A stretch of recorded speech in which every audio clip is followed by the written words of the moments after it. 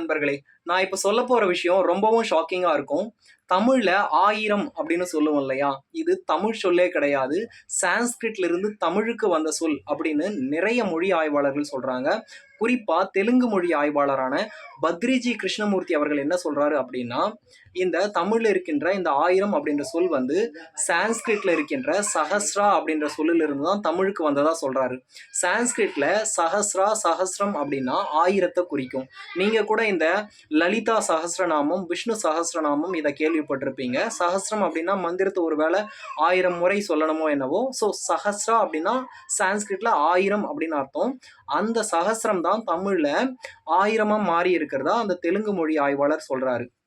அது மட்டும் இல்லாம திராவிடியன் லாங்குவேஜஸ்லயே தெலுங்கு தவிர வேற எந்த மொழியிலையும் இந்த 1000 அப்படின்ற அந்த 1000 அப்படின்ற சொல்ல குறிக்கக்கூடிய சொல் தெலுங்கு தவிர வேற எந்த மொழியிலும் இல்லைன்னு சொல்றாரு. தெலுங்குல வெய்யி, வேயி அப்படின்னா 1000த்தை குறிக்கும். ஸோ இந்த வெய்யி, வேயி அப்படின்றது மட்டும்தான் திராவிடியன் லாங்குவேஜஸ்லயே 1000த்தை குறிக்கக்கூடிய ஒரே ஒரு சொல். வேற எந்த மொழியிலையும் இந்த 1000த்தை குறிக்கக்கூடிய சொல் எதுவுமே இல்லை அப்படின்னு அவர் சொல்றாரு. அதாவது அவர் என்ன சொல்றாருன்னா, தெலுங்கு மொழியில மட்டும்தான் அந்த வடமொழி சொல்லுக்கு அந்த சான்ஸ்கிரிட் வேர்டுக்கு ஈக்குவலான வேர்டு வந்து தெலுங்கு மொழியில மட்டும்தான் இருக்கு. பிற மொழியிலெல்லாம் வந்து அந்த சான்ஸ்கிரிட் வேர்டு தான் வந்து இங்க இது மாதிரி 1000 மாறி இருக்கிறதா அவர் வந்து சொல்றாரு.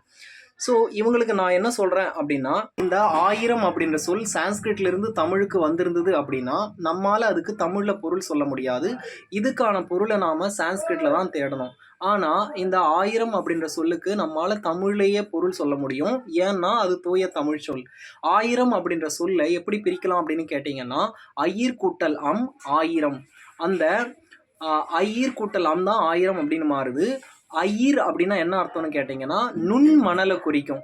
நுண் மணலை குறிக்கின்ற அந்த ஐயிர் அப்படின்ற சொல் தான் 1000 அப்படின்னு மாறுது. ஏற்கனவே நம்முடைய முன்னோர்கள் வந்து இந்த மணலை கொண்டு நிறைய கணக்கு போட்டிருக்காங்க. அதாவது 8 மயிர் வந்து ஒரு நுண் மணல் அளவுக்கு சமம், 8 நுண்மணல் வந்து ஒரு கடுகு அளவுக்கு சமம் அப்படின்னு மணலை கொண்டு ஏற்கனவே நம்முடைய முன்னோர்கள் கணக்கு போட்டிருக்காங்க. சரி, இந்த 1000த்துக்கும் மணலுக்கும் என்ன சம்மந்தம் அப்படின்னு கேட்டிங்கன்னா, தமிழ் சொல் எல்லாத்துக்குமே பொருள் இருக்கு. இப்போ 10 எடுத்துக்கிட்டீங்க அப்படின்னா பல துண்டு, பல் கூட்டல் தூ அதுதான் 10, பல துண்டாக்குறது தான் 10. அதே மாதிரி 100 எடுத்துக்கிட்டீங்க அப்படின்னா 100 அப்படின்னா பொடி ஆக்குறது. ஃபஸ்ட்டு துண்டு ஆக்குவோம், அதுக்கப்புறம் பொடி ஆக்குவோம். ஸோ அந்த துண்டை விட பொடியாக்குறது வந்து இன்னும் அதிகமாக இருக்கும். அந்த 100 வந்து பொடியாக்குறது இல்லையா? அதே மாதிரி இந்த 1000த்தை எடுத்துக்கிட்டிங்கன்னா நுண்மணல். அந்த பொடியை விட இந்த நுண்மணல் இன்னும் அதிகம். ஸோ 10 விட 100 அதிகம், 100 விட 1000 அதிகம். துண்டுகளை விட இந்த பொடி அதிகம், இந்த பொடியை விட நுண்மணல் அதிகம். ஸோ அந்த 1000த்துக்கு 1000 அப்படின்ற பெயர் வைப்பதற்கான காரணம் நுண்மணல் தான்.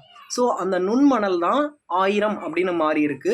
அது மட்டும் இல்லாமல் இந்த மணல் கலர்லேயே இருக்கிறதுனால தான் அந்த நுண்மணலை குறிக்கிற ஐர் அப்படின்ற சொல் வந்து ஐரமீன் அப்படின்னு மாறி இருக்கு. இந்த ஐரமீன் வந்து மணல் கலரில் தான் இருக்கும். ஸோ ஐர் அப்படின்னா மணலை குறிக்கும். மணல் கலரில் இருக்கிறதுனால அதுக்கு ஐரமீன் அப்படின்ற பெயர் வந்திருக்கு. இப்போ இந்த 10, 100க்கு நான் பொருள் சொன்னேன் இல்லையா? இது வந்து பாவாணர் சொன்னது. மொழி ஞாயிறு தேவநேய பாவாணர் சொன்னது. சரி, இப்போ தெலுங்கு மொழிக்கு வருவோம். தெலுங்கு மொழியில இந்த பத்ரிஜி கிருஷ்ணமூர்த்தி அவர்கள் வெய்யி, வேயி அப்படின்ற சொல் வந்து தெலுங்குல இருக்கு. இது வந்து 1000த்தை குறிக்கும். தெலுங்குல மட்டும்தான் இந்த வடமொழிக்கு சான்ஸ்கிரிட்டுக்கு ஈக்குவலான வேர்டு இருக்கு அப்படின்னு சொன்னார் இல்லையா? சரி, இந்த வெய்யி அப்படின்ற சொல் வந்து அவர் சொன்ன மாதிரி உண்மையிலேயே அந்த வெய்யி அப்படின்றது சொல் வந்து சான்ஸ்கிரிட் இன்ஃப்ளூயன்ஸ் இல்லாமல் இருக்கிற ஒரு தெலுங்கு வேர்டு தான். அதை நான் ஏற்கிறேன். ஆனால் இந்த வெய்யி அப்படின்ற வேர்டு கூட எப்படி வருது அப்படின்னா, மொழியாய்வாளர்கள் அதுக்கு என்ன சொல்கிறாங்க அப்படின்னா, தமிழில் வியம் அப்படின்னா பரப்பை குறிக்கும். அதாவது எக்ஸ்டென்ஷனை குறிக்கும். ஸோ இந்த பரப்பை குறிக்கின்ற அந்த வியம் அப்படின்ற சொல் தான் தெலுங்குல வியம், வேயி, வெய்யி அப்படின்னு மாறி இருக்கிறதா மொழி ஆய்வாளர்கள் சொல்கிறாங்க. இந்த வீடியோ உங்களுக்கு பிடிச்சிருந்தது அப்படின்னா லைக் பண்ணுங்கள், மறக்காமல் என்னோட சேனலுக்கு சப்ஸ்கிரைப் பண்ணுங்கள்.